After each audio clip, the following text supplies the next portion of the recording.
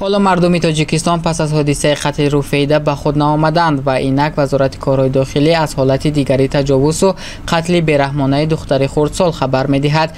طبق اطلاع موجوده مرد 45 ساله در ناحیه خراسان دختر 9 ساله را تجاوز کرد و به قتل رساند.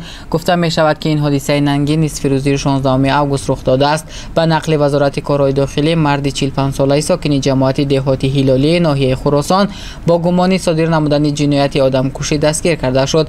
او در حالت مستی دخترچه 9 ساله ساکن جماعت دهاتی هلالی را به منزل استقامتیش آورده او را تجاوز کرده است. او دیده و دانسته که نامبرده خردسال بوده در حالت عاجزی قرار دارد.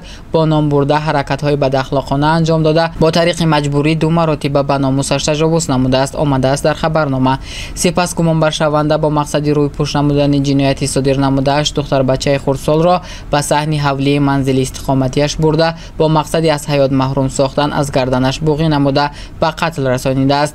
منبع افزوده که نسبت گمانبر شونده پرونده جنایتی با ماده‌های 104 قسم 2 و 138 قسم 3 کدکس جنایتی جمهوری تاجیکستان آغاز کرده شده تفتیشات ادامه دارد.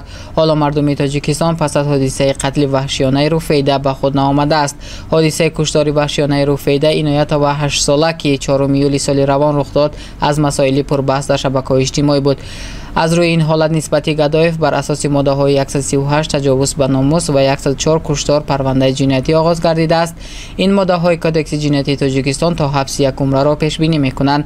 رحیم زاده تجاوز و کشتار روفیده را مدهش خواند. دست داشتن مادر متهم نامعلوم.